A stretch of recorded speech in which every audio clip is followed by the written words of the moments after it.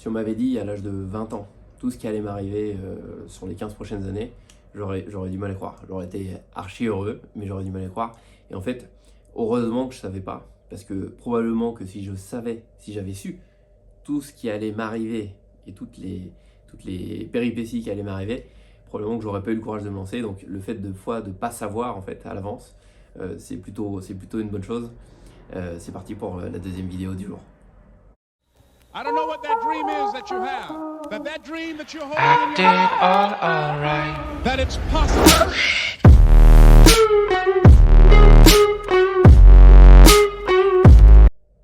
Ça me semblerait bizarre de ne pas vous dire un petit peu ce que je fais aujourd'hui, parce que c'est ce qui m'a amené aujourd'hui à avoir envie de partager. J'ai fait un BTS tourisme, donc je ne savais pas quoi faire. J'ai fait un BTS tourisme parce que ma mère à l'époque m'a dit tente le tourisme, ça doit être chouette comme étude. J'avais pas un choix incroyable, j'ai fait un bac STG. Donc au niveau des options, j'étais pas fort en maths, j'étais pas fort en français, enfin je savais pas trop quoi faire, donc je me suis retrouvé en tourisme. Les études étaient géniales, c'est ce qui m'a donné envie de voyager et ce qui fait que j'ai fait mon voyage juste après mes études. En rentrant, je savais par contre que je voulais pas travailler dans le tourisme, et donc le premier job que j'ai fait, c'était sur une annonce que j'avais vue dans le 20 minutes. Je me souviens, sur la ligne 11, métro Robespierre, je vois une petite annonce pour un journal qui dit, enfin pas pour un journal, mais pour une boîte qui vend des contrats de gaz. J'y vais le lendemain à Bastille. Et en fait, pendant, je sais pas, ça n'a pas duré longtemps, j'ai dû faire peut-être 2 semaines. Pendant 2 semaines, j'ai vendu des contrats de gaz. Et c'était ma première vraie expérience commerciale, et c'est là que je me suis dit, c'est ça que je veux faire. En fait, j'ai été sans a priori, parce que j'avais pas de formation commerciale ni rien, mais je me suis dit, allez, pourquoi pas. Et en fait, ce qui m'a bluffé, c'est que le soir, on était tous dégoûtés. Alors, il y en avait un qui avait vendu un contrat de temps en temps, mais c'est pas la majorité dans la voiture quand on rentrait. Et le lendemain matin, on revenait et nous refaisait un discours hyper motivant. Et puis là, on repartait comme en 40 et c'était hyper euphorisant. Et puis on partait tous dans des bagnoles, on allait dans le 91, dans le 95 pour vendre des contrats de gaz, on tapait aux portes. Puis à l'époque, NJ, Direct Energy, tout ça, c'était le début de l'ouverture des contrats de gaz, entre guillemets. Et donc, fallait qu'on vende le contrat à la porte, quoi. Donc on toquait et puis il fallait qu'on leur vende notre contrat. Donc c'était hyper enrichissant en termes d'expérience commerciale, parce que c'est une expérience à vivre. Par contre, en termes d'intérêt, après, je me suis vite retrouvé limité quand même. Après ce truc-là, j'ai vendu des télés. Une télé, mais qui coûtait un bras, c'était 3000 € l'entrée de gamme dans cette marque. Et il y avait un téléprospecteur cette fois-ci qui prenait les rendez-vous pour nous. Et donc, premier rendez-vous obtenu, qu'on me donne, qu'on me confie, je vais avec mon manager et je vais dans un endroit, l'immeuble était vraiment délabré. Et puis je fais la déballe à la cliente qui avait un appartement dans un état c'était chaud. Et en fait, la nana signe le contrat et achète la télé. En fait, ce qu'on vendait, c'était presque plus du crédit, parce que il prenait un crédit conso évidemment, avec un taux d'un crédit conso, quoi. Et en sortant, le manager me dit ouais, super, bravo Arnaud, c'est génial. Mais moi, au fond de moi, je me disais mais je peux pas faire ça, parce que cette nana, elle avait besoin de tout sauf d'acheter une télé à 4000 €, quoi. Et je vous parle de ça, on était en 2010. Donc pour le coup, c'était de l'argent, ça l'est encore, mais à l'époque, c'était vraiment de l'argent. Et donc je me suis dit, je sais pas trop quoi faire, je savais que je voulais faire du commercial, je savais que je voulais pas vendre n'importe quoi. Et je me suis retrouvé dans ce truc-là, dans cet inconnu. Et puis ma mère, à l'époque, me dit, pourquoi tu ferais pas de l'immobilier? Ton parrain fait de l'immobilier. Regarde, il va en voyage avec Cuba, il a une belle maison, il a une super bagnole, il a l'air de vivre la meilleure vie, quoi, en fait. Et donc, je me dis, allez, pourquoi pas. Moi, j'habitais dans le 93, donc la banlieue est. Et donc, je commence à démarcher les agences à Paris, forcément, l'immobilier. Je me dis, on va aller à Paris, tout ça. J'ai fait, je sais pas combien d'agences où on m'a recalé de partout. J'étais à un salon immobilier. Et dans ce salon immobilier, j'ai rencontré une personne qui travaillait dans le réseau ERA, qui m'accueille pour me faire un entretien. Donc, je fais un entretien dans une agence qui était dans le 19e arrondissement à l'époque, qui était située au but de Chaumont. Et donc je fais mon entretien avec cette personne et finalement le mec me prend pas, il est pas convaincu, il me trouve trop jeune, il le sent pas. Et l'histoire qui est incroyable de ce truc là, c'est que 6 ans et demi plus tard, c'est une agence que j'ai rachetée à ce même mec, et lui il se souvenait pas de moi évidemment, mais quand je l'ai vu, du coup je me suis dit vous vous souvenez sûrement pas de moi, mais moi je me souviens très bien de vous parce que j'ai passé un entretien avec vous quand j'ai voulu commencer dans l'immobilier. Et la vie, des fois, c'est vraiment un truc de malade. Ça, c'est pour l'anecdote, mais c'est vraiment des clins d'œil juste fous, des fois, quoi. Et donc, finalement, je trouvais pas à Paris, donc j'ai fini par aller voir mon parrain, qui travaillait en Seine-et-Marne, dans le réseau ERA Immobilier. J'ai pas choisi le réseau ERA parce que j'adorais ou parce que truc, ni l'immobilier par passion d'ailleurs, c'était vraiment plus pour tenter, parce que lui, il avait l'air d'avoir une vie sympa. Et puis je me suis dit, bah après tout, pourquoi pas, l'immobilier, ça me parle un peu plus que dans des contrats de gaz, quoi. C'est un truc, on se sent important un peu, quoi. Et en fait, j'ai adoré tout de suite. Et à partir de ce moment-là où j'ai commencé, j'ai jamais eu l'impression vraiment de travailler, parce que juste je pense que j'étais juste au bon endroit et puis dans la bonne agence, parce que je me suis pas posé de questions. J'ai commencé en agent commercial et c'est là que du coup que je commence ma petite carrière d'entrepreneur, enfin ma carrière d'entrepreneur en fait à 20 ans, et je me suis pas posé de questions sur est-ce que c'est fiable ou pas, parce que mon parrain du coup c'est le directeur de l'agence. S'il me disait de venir bosser avec lui, je me disais que il n'allait pas m'escroquer, quoi. Et donc je suis parti dans l'immobilier comme ça, très décomplexé. Et puis j'ai commencé à gagner ma vie correctement en n'ayant jamais l'impression de bosser. Et là je me suis dit waouh, c'est un truc de fou. Et finalement, quelques années plus tard, j'ai passé une licence de gestionnaire d'affaires immobilières pour pouvoir me former dans l'immobilier et surtout avoir une carte professionnelle pour pouvoir travailler en tant qu'agent immobilier et ouvrir mon agence un jour. Ça faisait partie des choses que j'avais vite identifiées. À partir du moment où j'ai su que c'est ce que je voulais faire, je me suis dit un jour moi aussi j'aurai mon agence. Et donc du coup j'ai fait ce truc-là en 2014. Dans le réseau Century 21 d'ailleurs, j'ai trouvé une alternance qui m'a pris, j'avais déjà un peu d'expérience, donc j'ai réussi à bosser. J'étais dans le 14e entre Plaisance et Pernetti pour les Parisiens.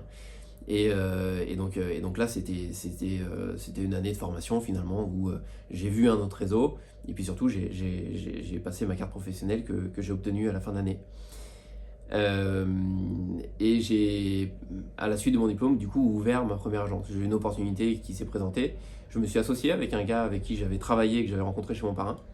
Et on s'est associés tous les deux et on a monté ensemble du coup ma première agence qui s'appelle ERA Jourdain dans le 20e. Et ça a très bien marché. Nous, on s'est vraiment éclaté. Par la suite, on s'est séparés avec mon associé. Mais je regrette vraiment pas ces années parce que c'était vraiment transcendant. Et en fait, ça a bien marché. Du coup, on a ouvert une deuxième agence 2 ans après, quasiment. Et justement, cette agence dont je vous parlais, qui est située dans le 19e, ERA Butte Chaumont, en 2017. Et en fait, étonnamment, on se posait pas trop de questions. En fait, on n'anticipait pas les problèmes. Et puis quand les problèmes arrivaient sur nous, parce que moi, j'avais jamais géré une entreprise, j'avais jamais géré du personnel ni recruté. Au niveau comptabilité administratif à l'époque, c'était vraiment pas du tout mon délire, quoi. Avec le temps, j'ai appris un peu à m'améliorer sur ça, mais vraiment, on n'avait aucune base. D'ailleurs, quand on a ouvert ma première agence, c'est une petite agence, elle fait 25 mètres carrés. Les professionnels du secteur du coin, ils nous ont vu arriver à 24 et 25 ans avec mon associé. Ils se sont dit non mais eux ils sont jeunes, ils rouvrent une toute petite agence, à mon avis ils vont pas durer longtemps. Et l'année prochaine, en avril 2025, on fêtera les 10 ans de cette première agence. Donc comme quoi des fois il faut avancer sans trop d'a priori. Alors après j'avais déjà une petite expérience dans le métier quand même, mais ouais, c'est fou, c'est complètement fou. On s'est pas posé de questions quand les problèmes arrivaient. En fait, on gérait les problèmes, et puis quand il y a les problèmes sont là, on a la tête dedans, quoi. On n'a pas le temps de philosophie, on essaye de régler les problèmes. Et puis quand on s'en sortait, finalement on se disait, finalement on s'en est sorti, donc c'était pas si fou que ça, et puis on repartait comme en 40. Et puis c'est comme ça que ça a avancé. Juste avant le Covid, j'ai ouvert un grand bureau à Bagnolet, dans la banlieue Est, pour pouvoir ouvrir d'autres agences et former plus d'équipes. Et c'était un peu juste avant le Covid, donc ce truc-là, ça n'a pas fonctionné assez vite. J'ai pas réussi à prendre les bonnes décisions pour faire fonctionner ce bureau assez vite et puis ouvrir les agences que je devais ouvrir après, dépendant et rattaché à ce bureau.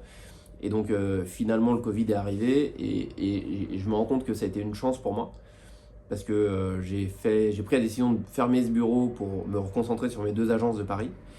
Et à ce moment-là, c'était le bazar. Le confinement, on ne savait pas à quelle sauce on allait être mangé. Enfin, c'était vraiment étonnant comme période. Et en même temps, ça a été notre meilleure année. 2020, 2021 du coup. Ça a été notre meilleure année. On a bossé 6 mois. Moi, avec les confinements, moi ça m'irait. On bosse 6 mois dans l'année et puis on fait le même chiffre d'affaires. Ça me va. Bon, depuis, il y a de l'eau qui a coulé sous les ponts. Mais du coup, ce bureau, je l'ai fermé. Et c'est ce qui m'a donné la possibilité de pouvoir prendre la décision de déménager plus tard. Et donc en 2021, j'ai acheté une maison avec ma femme sur le bassin d'Arcachon où j'ai ouvert ma 3e agence. Et j'aurais jamais pu finalement partir et quitter l'Île-de-France. Moi, ça faisait longtemps que je voulais aller vivre plus au sud. En fait, le sud-ouest, c'est chouette, hein. Il y a des huîtres, on fait du surf, c'est génial. Enfin, quand on bosse pas, donc pas souvent. Mais il fait pas aussi chaud et beau quand même que la Côte d'Azur. Mais c'est quand même vachement chouette et puis c'est proche de Paris. Donc ça me permet de faire les allers-retours facilement. Et donc il y a ce truc-là, donc j'ai ouvert cette 3e agence. Au début, je pensais vraiment pas ouvrir une 3e agence. C'était pas mon objectif, c'était plutôt de profiter du sud-ouest et puis de monter, bosser. Voilà, on est à 2 heures de Paris, donc c'était un peu l'idée. Et en fait, au bout de 3 mois dans ma maison, à être chez moi, en fait, en mode télétravail, je me suis rendu compte que c'était pas du tout possible. Rester chez moi, à pas avoir des gens, à pas parler, à pas faire le métier que j'aime finalement, mais ça le faisait pas, quoi. Et donc j'ai eu une opportunité d'un directeur d'agence qui prenait sa retraite sur le nord du bassin. Et donc finalement j'ai racheté son agence et puis je me suis lancé, c'était en 2022 que j'ai ouvert du coup la 3e agence. Et depuis 2022, du coup je suis à cheval entre Paris et le bassin pour gérer tout ça. Et en fait, finalement, dans tout ce truc-là, un des trucs que je retiens, c'est que ce qui m'a porté, ça a vraiment été l'enthousiasme, la curiosité positive, de me dire, et puis finalement, pourquoi pas. Et j'ai toujours eu ce truc-là d'avoir envie d'expérimenter. En fait, si ça marche pour les autres, pourquoi ça marcherait pas pour moi? Et pourquoi moi, je ne pourrais pas réussir autant? Si on est animé de la même façon que ceux qui font et qui réussissent, en fait, il n'y a pas de raison que ça marche pas. Et je le vis un peu, évidemment, beaucoup dans mon métier, dans mon activité depuis que j'ai créé ma première entreprise. Et puis je continue de le vivre aujourd'hui en fait avec mes équipes. Et puis un peu dans le sens de ce challenge que je me suis mis sur ce défi de poster une vidéo par jour pendant 30 jours. Est-ce que ça a du sens en 2024 de faire des vlogs? Alors le vlog, je sais pas si une durée est limitée ou pas, mais c'est un format quotidien en fait. Donc je vais l'appeler vlog. Les puristes me pardonneront. Hein. Mais est-ce que ça a du sens en 2024 de commencer à poster au quotidien sur YouTube? Je sais pas. En vrai, je sais pas moi. Mais il y en a qui le font, il y en a pour qui ça marche. Et en fait, pourquoi est-ce que ça pourrait pas marcher? Pour moi aussi, sur ce truc-là. Donc j'ai toujours eu cette envie d'expérimenter, et c'est vrai dans tout, dans la musique, dans l'entrepreneuriat, dans ma vie personnelle, et puis dans les vidéos aussi, parce que j'ai déjà expérimenté 2-3 trucs avant. Et donc c'est vraiment ce message aujourd'hui, si j'ai envie de partager un truc sur cette 2e vidéo, s'il y a un truc qui vous anime et qui vous donne envie, et que vous pouvez essayer, vous pouvez tenter, parce que des fois c'est pas le moment opportun de se lancer. Alors c'est jamais le bon moment, mais il y a des moments où c'est vraiment pas le moment et on n'a pas les moyens de faire ça. Je parle de moyens humains, de moyens émotionnels. Donc il y a des moments où on a tout, on pourrait le faire, mais on le fait pas. Je crois que dans ces moments-là, faut se mettre un coup de pied au cul et puis il faut y aller, parce qu'en vrai, tout ce que j'ai pu faire et puis la vie incroyable que ça m'a offert, je regrette tellement pas. Et c'est juste le goût de la curiosité et puis de croire que si c'est possible pour quelqu'un d'autre, ça l'est probablement pour nous aussi. Alors si vous avez envie de tenter un truc, tentez, parce qu'en vrai, il n'y a qu'en essayant que vous saurez. Un vlog sur YouTube qu'on démarre en 2024, est-ce que ça peut marcher? Je sais pas. Mais en tout cas, je vais expérimenter, ça c'est certain. Voilà, à demain pour la prochaine vidéo. 2e vidéo faite. Normalement, c'est les premières vidéos qui sont les plus dures, ou en tout cas les premières actions au sport par exemple. Faites la première, sa 2e séance, après ça devient beaucoup plus facile et on n'a plus envie de rater la prochaine.